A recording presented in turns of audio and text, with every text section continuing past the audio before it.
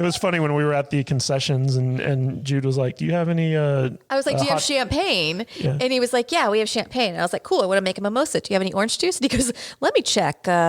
We haven't opened the fridge in like 6 months. And I was like, oh, fuck. You know what? I'll have a beer. I'll just get a beer.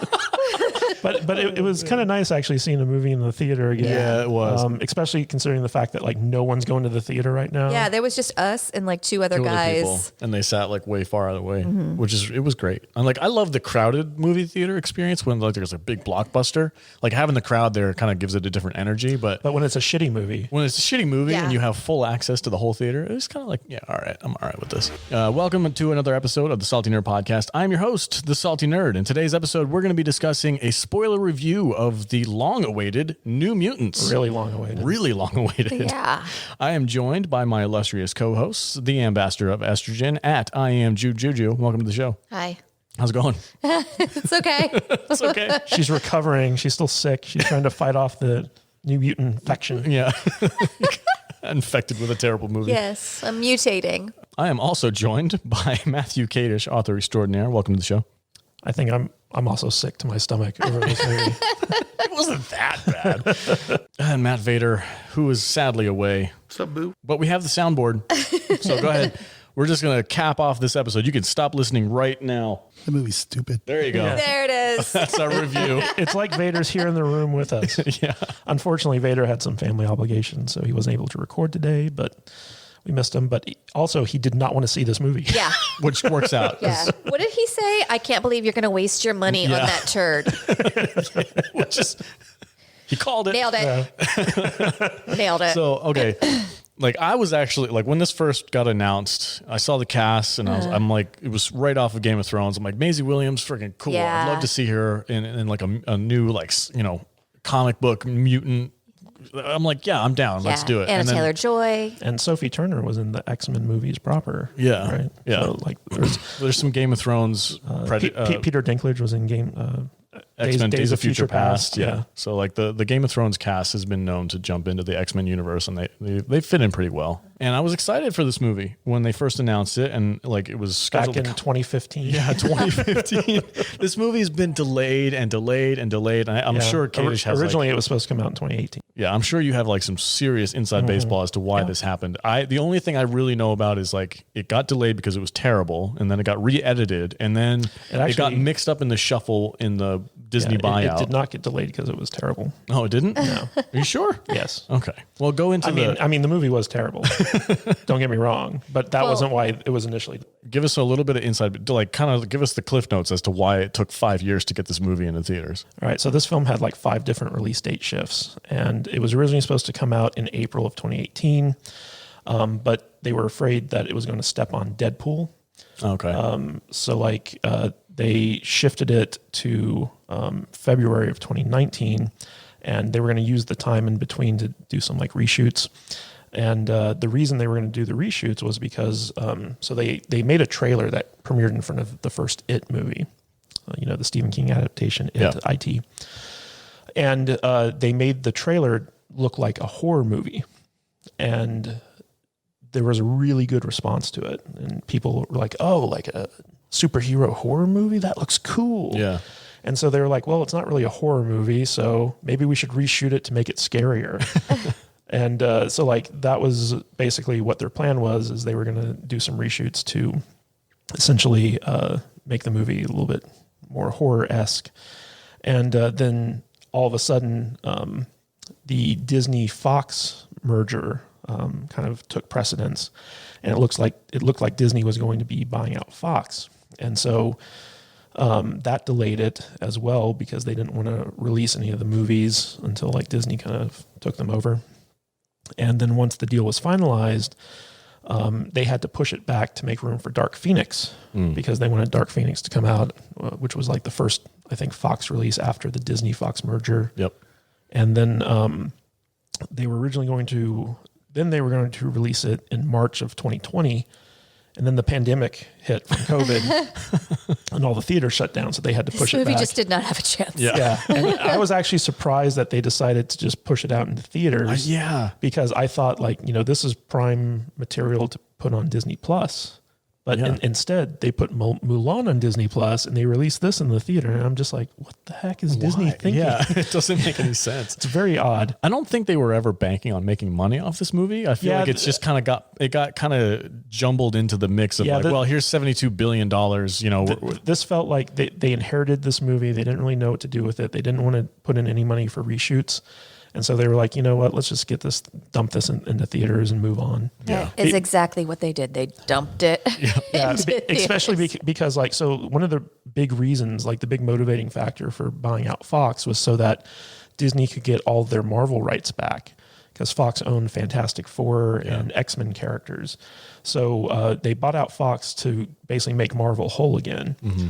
And this movie was made in the time before Disney took over Fox, so it was still part of the Fox X-Men universe that had been going on since like, you know, the early 90s. This movie has like references to like the old X-Men movies. Yeah. And basically now that Disney owns the X-Men again, they want Marvel to do their own thing. And so like all this stuff is basically like, this was originally going to be the first of a trilogy of New Mutant movies.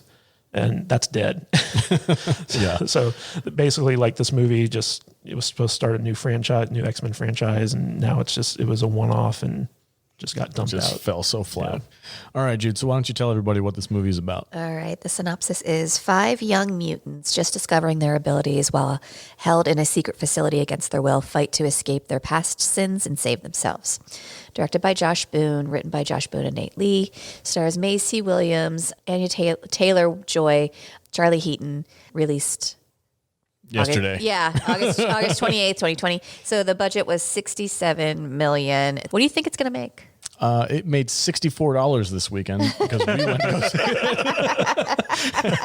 it. And that's about it.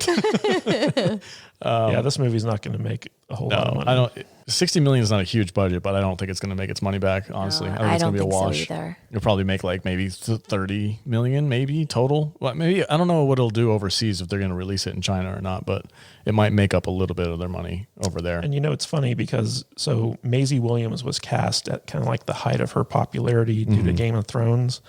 And so like when this movie was shot back in like 2017, I want to say, you know, like she was kind of like riding high off of the Game of Thrones stuff. And then season 8 came out in between like all the delays and basically tanked that franchise. Like everyone hates Game of Thrones now. Yeah. And so Maisie Williams' star has like basically dimmed like a great deal.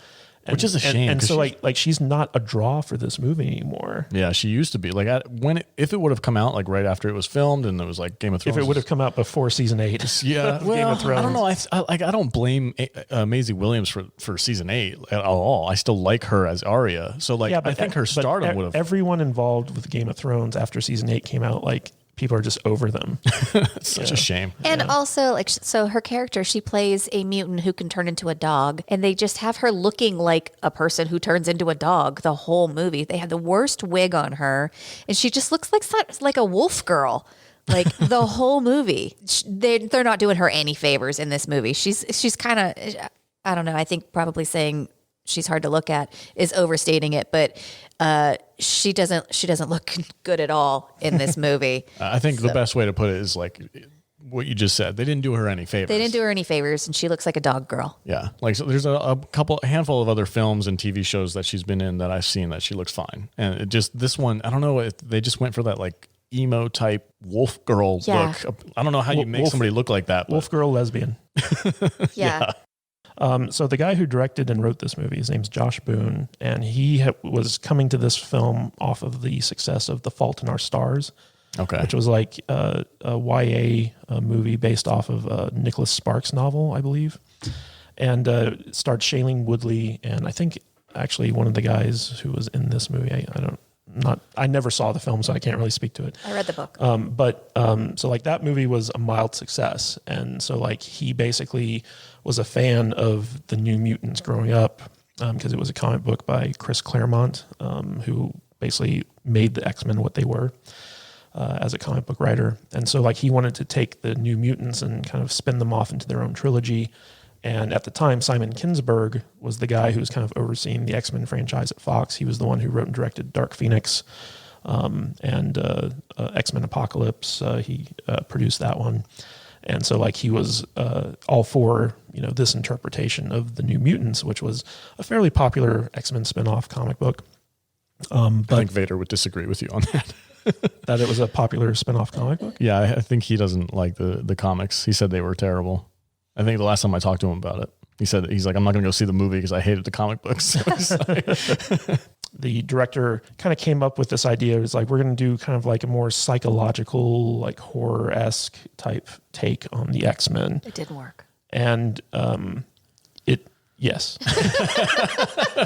So I'm sorry to steal your thunder. let's just get into it. So watching this movie, what did you guys think, or how long before you realized that this was a terrible movie? Like you were walking into it, and what gave it away? What about it was like just like not working for you? So 20 minutes into the movie, I realized I had been hating it for at least 5 minutes.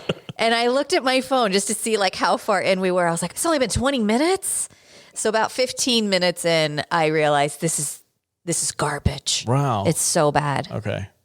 I gave it a little bit longer than that because I'm a little bit more forgiving if with like these comic book type movies. I enjoy them for what they are. So I was like, okay, I can go along. But like the freaking editing in this, it's so choppy and terrible. It's got to be one of the worst edited movies I've ever seen. It was like so bad. Like characters would just show up out of nowhere. Things would happen. You were like, what the heck is going on? Why are they doing this? There's like no explanation for anything happening. And the character development is so chopped up and terrible that you end up not really giving a crap about any of the main characters. And there's only 5 of them. So it's like, there's not like a huge cast. You should be able to connect to these characters. And it's just so poorly set up that by the time like the big finale happens, you're just like, oh my God, can we get over this? What's interesting? You mentioned the choppy editing in the film. One of the reasons for that is because when the film completed filming, typically when you finish shooting a movie and you go into the editing room, you allot time to do like reshoots and pickups. Yeah. And that's where like you realize, we need like a close up of this, we need an insert of that, like whatever. And that's just a normal part of filmmaking. Like, you always get to the editing room and realize that you need stuff to help make the movie make sense. Right. And because this movie got its release date jumbled so much, the director and the writers of this film went on to different projects. Like they're working on, I want to say it's the CBS All Access version of The Stand. They're adapting the Stephen King book to a TV miniseries right now. And so they were involved in that because this movie, it literally took them 2 years between the finish of principal photography to getting this out in the theaters.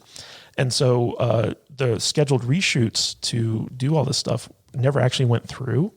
And that included all the stuff that they needed to do pickups and inserts with.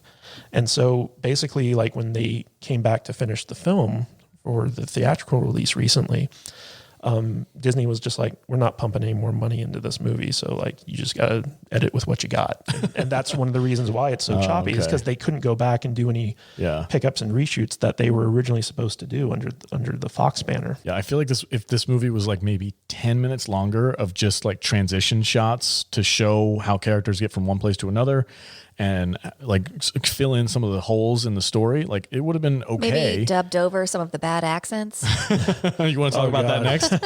So what's the actress's name? Anna Taylor-Joy. So she's been in a bunch of stuff recently. I feel like. She was in is it called Split? Yeah, she was in Split. She was in Split. She was in Anna. It was the She was in The Witch. She's a good actress. Yeah. I was She was in Glass. She's one of the reasons why I was excited for this movie because I saw that she was in it and I was like, oh, great. What's the Victorian era movie that she was just in? It was like a type of like a Pride and Prejudice type movie.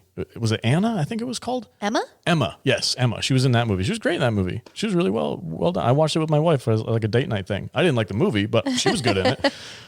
So like going in, I was like, oh, I know this chick. She's been in a bunch of stuff. She's pretty good. Yeah. And it was just like whatever. She's awful. Whatever accent she did. It was like trying to be like a Russian accent, and it came and went. Her character's like X-Men name is Rasputin, which I didn't understand why. No, her X-Men name is Magic, spelled with a K. Are you sure? Yes. Why was her code name Rasputin? That's her actual last name. That's her actual last name. Seriously? Yeah. Like they didn't refer It's to like any of the characters. Ileana Rasputin. Yeah, they didn't refer to any of the characters in this movie by their actual superhero names. It was all their real names. I thought those were her superhero names. No, that was her actual real name. And in the comic books, her character is the sister of Colossus. Okay. The X-Men who's like all metal. Yeah. Yeah, so like basically the characters in this movie, there's Cannonball, who's the guy who can use thermal energy to like, fly around and burn stuff. There's Mirage, who is the Native American girl who can like create like hallucinations and stuff. Yeah. There's Sunspot, who his version in this movie, like he's basically the Human Torch in this film. But in the comics, he's like a solar battery where like he absorbs solar energy and it makes him like super strong. So like completely different powers. Okay. And then there's Wolfsbane, which is Maisie Williams' character. And so Magic, like because I'm not very familiar with the New Mutants, and I was so confused about Magic's power, but like she's able to create like these portals into like an alternate limbo dimension, but she's also got this ability to like, turn her arm into like an armored thing with like a sword. Yeah, she's like a knighted. She made her stuffed animal turn into a dragon. Yeah, it was really weird. That was a bit weird. I mean, I like at least it paid off at the end because I was like, why does she have this freaking stuffed animal? But then when she turns on her mutant powers, it turns into a real dragon. I was like, at least it was a little bit of payoff. And then did the bear kill her dragon at one point? No, I don't know. Well, the dragon survived, I think. Yeah, I'm pretty sure it survived. But it was weird because it was a puppet sometimes, and then other times it became like Real. But so like the whole movie starts off with the character, I believe her name is Moonstone. Yeah. And like she's on her reservation in her trailer with her father, and there's like some weird storm that just descends upon the reservation. Her father wakes her up and whisks her away to safety while their entire reservation is getting destroyed. And it's like some type of like unknown force. It's like very spooky. It's growling. Yeah. And then like she gets knocked unconscious and she wakes up in this like kind of mental health facility. That's basically a hospital for new mutants who haven't learned to control their powers yet. And in this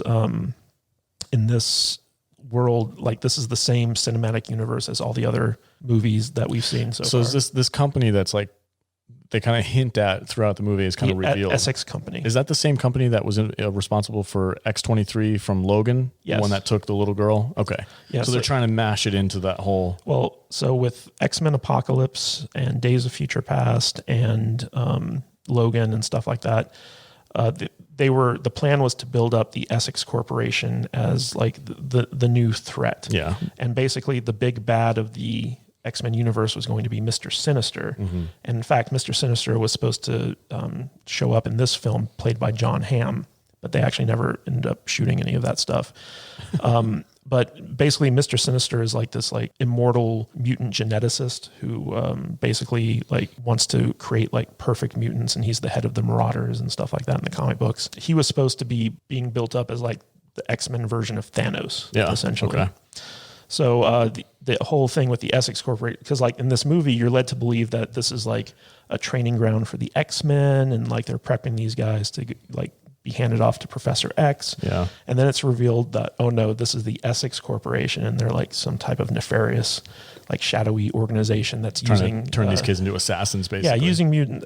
And now that like I know that it was for the Marauders, basically like a lot of that flashback stuff makes a little bit more sense. So like they're basically training mutants to be used as weapons, essentially. Yeah. I think the biggest thing about this, because the premise itself I thought was really cool. Yeah. Like the whole like horror aspect, these kids are stuck in this mental hospital. Yeah. It feels like a very low budget movie. Yeah, it could have really worked. And one of my favorite parts of it that actually did kind of give me the creeps a little bit is Rasputin's like nightmare images of these like faceless men with these giant mouths that were chasing her. They were kind of like Slender Man, but with like disco shirts.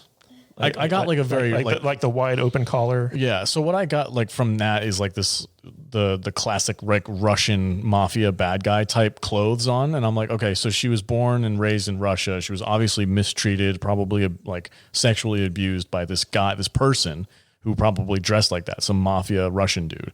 And that's her deepest, darkest fear. And then she puts this like image of him as being like the Slender Man and with this like weird, creepy, faceless thing. But that one moment where she was like locked in solitary and the door opens and she opens the door and she sees the drawing of her nightmare, I was like that's freaking creepy, man. And like when they started coming out of the walls at her and they just started chasing her down the hallways, like that was like a legit horror, scary moment. Yeah. I'm like, if they would have amped that up a little bit throughout the movie, it would have been way better. Yeah, there was a point in the movie where she kind of explained what those things were, but I couldn't understand her because of her accent.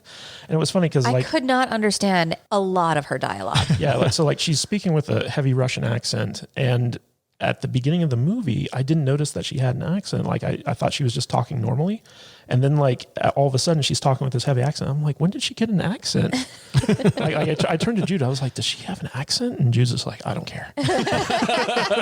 You were out of it. No, but she did. She started off with an accent and then it was gone. And then it came back real heavy in the middle.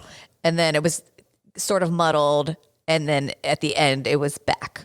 Yeah, but so like these Slender Man type creatures were like a representation of her abusers as kids. Yeah. And she put in her mind, she put smiley face masks on them to make them less scary. It makes them even more scary. And then she like kind of learned to use her power to escape them by going into like this alternate dimension.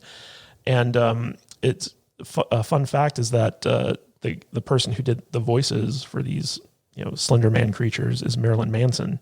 Oh, that makes sense. They actually kind of looked like him. Yeah, a little bit. But, so wait, did you get all of that from watching the movie, or did you look it up after? I had to look it up. Okay, yeah, because I was just thinking, like, I didn't get any of that during the movie. That's what I was talking about with terrible editing. Yeah, I was like, did I fall asleep? Like the character development, you're supposed to have at least maybe like 10 minutes per character to kind of like realize who they are. There's none of that. No. There's no room for that in this movie. Well, they just chop everything up. I don't necessarily agree with that. Like, so there are 5 basically new mutants, and each character kind of has like their own trauma. So like, you have Cannonball, who's played by the guy from Stranger Things. Charlie Heaton. With a terrible Southern accent. Oh, it's so bad. I didn't think it was that bad. So like his trauma was that he accidentally killed his father while working in a coal mine. Crew, and his whole crew. They explained this part where like he got claustrophobic when he was down working in the mines with his father, and it triggered his superpower, and his superpower brought down the mine and killed everybody in there. So he felt responsible for killing his father, and he had like survivor's guilt basically. Yeah. And then Sunspot, when he gets kind of sexually aroused, he's not able to... He gets too hot. Yeah, he gets too hot, and he's not able to control his power. And he ended up like fatally burning his girlfriend, his first girlfriend, when they were like making out. In an intimate moment. Yeah, in an intimate moment. And so like he's afraid to get too close to anyone, especially girls, because like he doesn't want to hurt them. Then you have Maisie Williams' character, who grew up in kind of like a Christian fundamentalist area of Scotland or Ireland or something like that. That's another accent that we couldn't really place. Yeah. And basically like her local bishop or priest or whatever thought she was possessed by a demon and branded her and basically abused her. Yeah. And so she has that trauma. Mirage's, the Moonstone character, her whole trauma is the fact that her entire reservation was wiped out. She saw her dad die before her eyes. Yeah.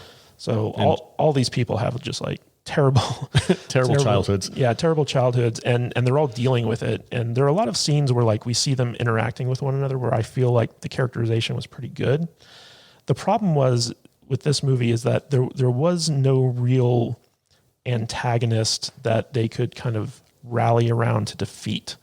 It was all kind of like spooky, like ethereal, like hallucinations. And even though the doctor, Reyes, was that her name? Reyes, yeah.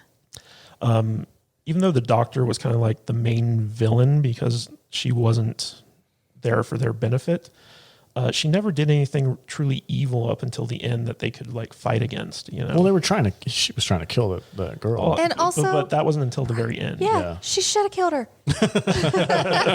You're on their side. But what's funny is that, so like the main monster that they have to team up to defeat, and this actually comes from the comic. It's basically a villain called Demon Bear, and it's this giant bear that comes from like the demon dimension or like whatever. In the comic books, Mirage's parents basically created the bear by accident, and so the bear is obsessed with like basically tracking Mirage down and like killing her. Mm-hmm. And that's kind of similar to what they wanted to do in this movie. And I think they chose that character because they wanted like the supernatural element, and it was the only kind of supernatural character that the New Mutants in the comics fought against. But it just came off so cheesy in this movie. Like you just have a giant cartoon bear that's like Yeah. eating people and like trying to kill them. And like from the beginning of the movie to the end, everything that went wrong was because of Moonstone. So power. they were absolutely correct in saying, you know what? She can't be controlled. We should kill her. They should have shot her in the head instead of letting her like get woozy and create some more mirages for people to get fucked up by. Yeah. I don't know if I'd say she deserved to die, but it was I'm definitely not like, saying she deserved to die. I'm just saying, like, if you're in a facility and you're like, hey, can we control these super people or Yeah. not? I think they made the right call. Well, I also think Reyes. I'm always on the side of the bad guy. You know this. so terrible. I am a supervillain. I think everyone should be in the Matrix. Oh, Jesus. So that we can control society. I don't know. Like, okay, so we're talking about the bear at the end. Like, and this is when at the Stupid moment bear. I don't know if we talked about this on the podcast yet, but at the moment I was sitting next to Kadish and he just heard me deflate. And I was just like, oh my God, why? Yeah. So they're fighting. I just hear Alex go, I was so disappointed. Like, I would have been able to forgive some of the like terrible editing and some of the weird like character moments that felt really choppy to me. I would have been able to forgive the movie if like the final battle like had some kind of substance to it. But because it was a mirage from the character that you're supposed to be rooting for, but you're also supposed to be rooting against because she's the one causing the trouble. I didn't know who I was supposed to be rooting for at the end of the movie. This big climactic battle with this giant bear. You had Rasputin like finally amping up her power, and she looked cool, but she kind of was like her like fighting style was kind of anticlimactic too because we never really got a close up of her actually doing anything. It was all just like wide shots of her jumping around. and Cannonball too. Like he seemed like, I'm going to do this cool thing for like 2 seconds and then I'm going to like look like I don't know what to do for like the rest of the film. And then the Sunspot. fire or whatever. He's just like hiding. Yeah, because he's naked at the end, which was like a weird joke that they made. Anyway, so like the reason why Kadish heard me deflate was because about halfway through the battle, it came to the realization that nobody's going to defeat this bear. Moonstone is going to wake up and she's going to tame the bear with her emotions. And I saw that coming and I was like, oh, God. Was that when she was like, control? Yeah, and I was like, oh, come on, man. Like, it was just such a lame ending. And I got what they were going for. Like, she's conquering her fear. That's the whole point. But I'm like, it was just so like, the thing that annoyed the crap out of me is that, so like there's this ancient like Native American proverb, I guess you'd call it, where it's a story about like every person has like two beasts inside them, and you know, one represents the good and one represents the bad, and which is the one that, you know, takes over. It's the one that you feed. And this is something that like most people hear growing up because it's like such a, you know, inspirational quote type thing. And the original kind of incarnation of it is that there are two wolves. It's the story of the two wolves, but they changed it in this movie to be two bears. And I was like, immediately I'm like, that doesn't make any sense. And then like at the end, when the demon bear shows up, I'm like, oh, okay. Now I know why they changed They it. had to make a demon bear. They had to make a demon bear analogy. And like at the end, they finally complete the entire quote. I'm like, that's not how the quote goes. it's like It's such a stupid thing to get upset over, but like that's the type of stuff that just drives me up the wall. it's like, don't change the quote for the sake of your stupid movie. Yeah. And like the reason that they didn't make it two wolves was because of Maisie Williams character, because like she transforms into a wolf and it's like, well, we don't want to confuse the audience. We'll just make it a bear. So something else that kind of irked you guys, it didn't really bother me that much, but you guys were saying that the love story between Maisie Williams and Moonstone like felt kind of out of place for you guys. It just felt shoehorned in because all of a sudden, like I'm just like, why can't two girls just be friends instead of like falling in love and being lesbians together? Was like, that in the comics? No, I don't think so. But I mean, like, so it seems like everything, especially if it's like a Netflix original, every time there are two girls who like have some type of like friendship, it always escalates into lesbianism. And it just felt shoehorned into this movie because it was just like, okay, Maisie Williams' character is becoming friends with Moonstone. Yeah. And, you know, when they went out to look at the sky, I was like, oh my God, this feels like a romantic thing. And I don't have any problem with lesbianism or like, you know, two girls, You say it like it's a disease. Lesbianism. She's been infected. Don't get me wrong. I don't have any problem with it. It just felt it felt like something that was added unnecessarily because it didn't bring anything to the story or the characters themselves. Yeah, it didn't add anything to it except for it just like... Yeah, it felt like we need to have it in there for representation because it wasn't titillating or anything like that. It wasn't like, oh yeah, let's see these two girls. Well, these are like young teenagers. Yeah. It wasn't supposed to be Yeah, anyway. exactly. so like it just felt out of place to me, and it felt like forced. Yeah. It didn't feel like a natural outgrowth of what the movie is about. I don't know if it would be like undeserved or out of place at the beginning, but because it never, like you said, it never really represented anything after they established that, like, oh, they're falling in love with each other. And then it just like never got brought up again. Like I was like, getting some girl on girl vibes from Maisie, like the way that she interacted with Moonstone, but like Moonstone's whole like, oh, okay, I'm into this chick, like that just kind of came out of nowhere because like I didn't get anything from the actress or her performance to make me think that she was into girls to begin with. Yeah, it's another one of those things where like that would have been perfect if they would have had some time to reshoot and have a handful of like quick scenes where we get her like side-eyeing Maisie Williams, like, oh, I'm kind of into her. Then it would have been justified. Then it would have made sense. But because they didn't do any of that stuff, it was just kind of like, oh, they're in love with each other out of nowhere. I'm like, oh, okay, I guess that's where we're going. I mean, they've been doing this for decades in movies. Just like, here's a boy, here's a girl, boom. Now they're in love. That's his woman. And now they're doing it with like gay couples. Like, here's a girl, boom, they're in love. I mean, it's just lazy writing. Yeah, but Jude and I recently watched a TV show where there was a female character who became gay over the course of like 3 or 4 episodes where like we saw her kind of grapple with, you know, her feelings for another girl. And It was so believable. yeah. And in one episode, she makes out with this girl, and the other girl, I was kind of like, well, we've never seen anything from her before. But then in the next episode, she reveals that she's always been gay and she's just hidden it. And so like, that's why she, you know, continued to make out with her. And I was like, okay, this is believable to me. It was so well written and believable, and there was built up character properly. development. Yeah. And I mean, if you're going to put that into your movie or your show, everything that goes into it should be believable, and I should be invested in it. And I just wasn't in this. I didn't give a shit. Yeah. Yeah, like you couldn't get invested into any of these characters. Nothing. During this movie. I couldn't even get behind who's the real bad guy. Yeah, like it was. Because You are the bad guy, apparently. Yeah, the bad guy was also the good guy. It was her fear.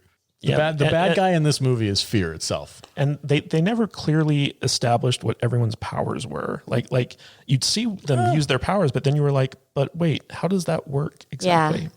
I don't know. The only one that I found confusing was Rasputin because she was like, I found her very confusing. popping in and out of portals. But also Moonstone's power was very confusing too. it was kind of like a weird evil version of Xavier where she was able to manipulate people's minds into revealing their worst fears. And that's why And it got worse every time they drugged her, and yet they kept drugging her. But she also like she was able to manifest those fears. It wasn't just like they had like a bad dream. It was that they were real. Yeah. she was able to make them real and like tangible and harmful. Yeah. And like Charlie Heaton's character, I think his name is Sam in this. Am I right? The Southern guy? Yeah. West Virginia? Yeah. Like when they No, first Kentucky. Sorry. Yeah. when they first introduce his powers, he's like strapping himself to something and he's practicing, and then they just kind of make a joke about like how he's really good at flying but not so good at landing. And then it just there was no investment in that. Yeah. It was like, here's the setup for a joke. And that was it. And I was just like, God, why couldn't you have just invested a little bit more effort into this to make it good? Yeah, and like this movie. So the director's original intention was he wanted it to be like a very hard R horror movie. Like he wanted it to be like freaking scary. I wanted it to go that direction. What was this, PG? And it was PG-13. And before they shot, the studio was like, hey, you have to scale this back to PG-13. Like we need teenagers to be able to see this movie. So they kind of neutered the horror element in it. And then when the first trailer hit and they were like, everyone was like, oh, a horror-based comic book movie? That sounds awesome. And the studio's like, oh, okay, we need to go back and reshoot it and make it more R-rated. And then they never did it. I think this movie would have been great if they would have really leaned in on the worst fears element, but have the cause of that be an outside force, like from the Essex Company, who was like basically torturing these kids. By making it one of the kids who's causing it, it just totally... It was confusing. It killed the motivation to want to defeat the bad thing. Yeah. But like That's what put me on the side of the bad guys. I was like, yeah, it's like, kill that kid. I'm like, choke her out. I liked all the elements of like, let's like bring up your worst fears. Like the kid in the pool when he was getting the hots for the chick and he's like, I can't do this because I might hurt you or whatever. Like I was like, okay. And then like the burnt body comes out of the water. I'm like, that's scary as hell. Like amp that. And also it was confusing too because like apparently it was a hallucination that he was with Rasputin. Yeah. Because she was in her room. Wasn't it just supposed to be fears that come to life? So why was she? What was the purpose of that? Just for her to be like, I can't get burned. Yeah, I don't know. Yeah, that's why, like, when you're dealing with superpowers or magic or whatever, as a storyteller, you always have to be very clear about, laying the groundwork as like, this is how these powers work. Yeah. Because when you have that ambiguity there, people get confused. Yeah. Audiences get confused. A void always wants to be filled. So like when you have a question about something, if that question isn't answered in due time, it takes you out of the movie. So what I took away from that scene and what you were questioning is like he had the hots for Rasputin, but he just never acted on it. And then his worst fear would be, I have the hots for this girl. What if I do the same thing that I did to the last girl I was with? So that's what that manifestation was. But that's why she was there. Which I can get on board with, but I wanted the movie to tell me that, not you. Yeah, but I had a different interpretation where like the demon bear would take different forms based off of whose fear it was feeding off of. Oh, really? And that character, the Rasputin doppelganger who was trying to seduce Sunspot, was actually the demon bear doing that. And this is why which would have been cool.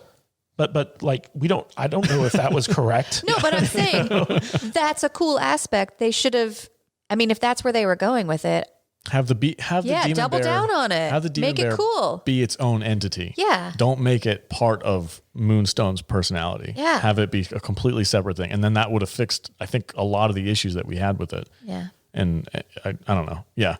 We don't need to talk in circles about this movie forever. Well, but before we get to final thoughts, I just want to point this out. So Bob McLeod was a comic book artist who was the co-creator of the New Mutants along with Chris Claremont back in the early 90s.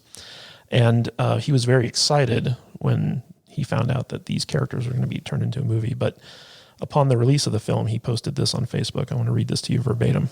Okay.